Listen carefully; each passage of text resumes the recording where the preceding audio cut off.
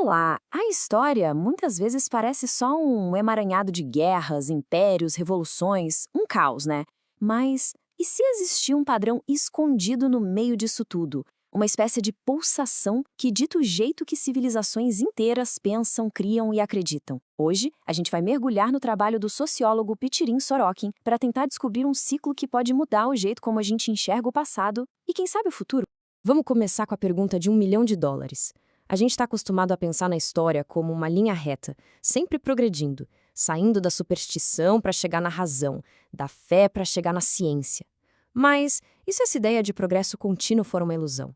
E se, na verdade, a humanidade estiver numa dança constante entre jeitos completamente diferentes de entender a realidade? Para a gente entender essa ideia, a gente precisa ir fundo.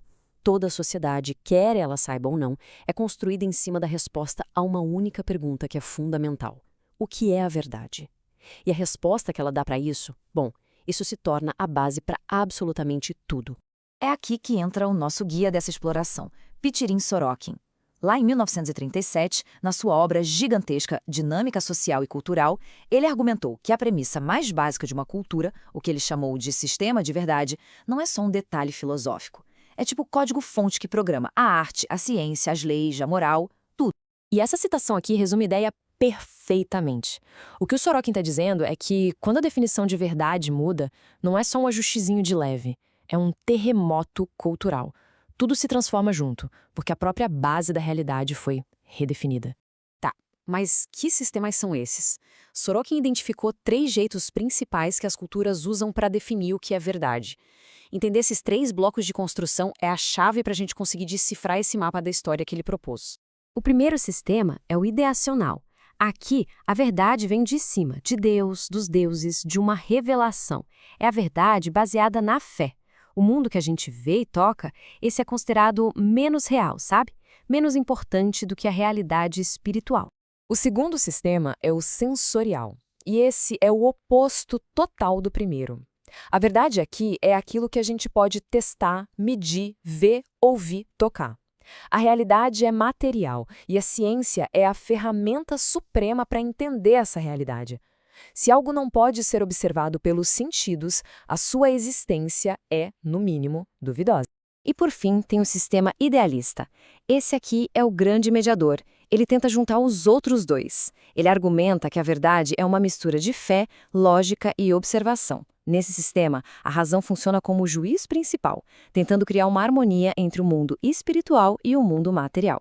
Essa tabela deixa tudo bem claro. De um lado, a cultura ideacional focada em Deus, na salvação, nas escrituras. Do outro lado, a cultura sensorial, focada no mundo material, nos experimentos. E ali no meio, a cultura idealista, tentando usar a lógica para construir uma ponte entre os dois. São 3 visões de mundo, completamente diferentes. Mas o Sorokin não era só um cara de teorias. Ele decidiu testar essa ideia dele. E ele fez isso numa escala que é difícil até de imaginar. Ele mergulhou de cabeça em 25 séculos de pensamento ocidental. Ele e a equipe dele analisaram os escritos dos filósofos, cientistas e líderes mais influentes da história. E para cada período, eles avaliaram qual desses 3 sistemas de verdade era o dominante, basicamente transformando a história da filosofia em dados. Dados que podiam ser medidos. E o resultado é este gráfico. E, gente, é impressionante. Dá uma olhada no domínio gigantesco do racionalismo religioso, que é o sistema ideacional, por mais de 1000 anos, ali na Idade Média. E aí, olha só a ascensão meteórica do empirismo, o sistema sensorial a partir do século XVI. Não é uma linha reta, é uma onda. Certo.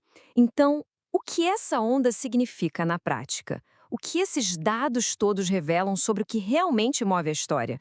A conclusão do Sorokin foi para dizer o mínimo radical. A história não vai sempre para frente. Ela flutua, ela oscila. Ora dá mais importância para a fé, depois para a razão, depois para os sentidos, num ciclo enorme e que parece não ter fim. Cada época acha que encontrou a verdade final, sem perceber que é só mais uma fase de uma pulsação cultural muito maior. Mas como a gente pode ter certeza disso? Bom, tem um teste lógico que dá para fazer. Se o sistema sensorial, aquele baseado nos sentidos e na observação, realmente impulsiona um certo tipo de cultura, então o número de descobertas científicas deveria subir e descer junto com ele. Faz sentido, né? E essa imagem aqui é a prova dos 9. A correlação é quase perfeita. Olhem só o número de invenções e descobertas. É praticamente zero durante aquela longa era ideacional e, de repente, explode exatamente quando a cultura sensorial, o empirismo, se torna dominante. Ou seja, a ciência não cria a cultura sensorial. A ciência é um fruto dessa cultura. Tudo isso nos traz dos últimos 2.500 anos, direto para os dias de hoje. Se o Sorokin estava certo sobre o passado, o que será que a teoria dele diz sobre o nosso presente e sobre o que vem por aí? O próprio Sorokin, escrevendo lá em 1937, diagnosticou a época dele como o pico da fase sensorial. Uma era em que a ciência, os dados e a realidade material eram soberanos.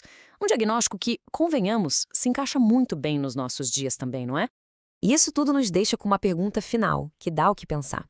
Se a gente está mesmo no auge de um ciclo, a única direção possível é para uma nova fase. Será que estamos caminhando para uma nova síntese idealista? Ou será que vamos ver um retorno a alguma forma de verdade ideacional? A teoria do Sorokin não dá a resposta, mas nos dá uma lente poderosíssima para a gente questionar o que vem a seguir. O que vai definir a verdade para a próxima geração? Aqui estão, fiquem abertos.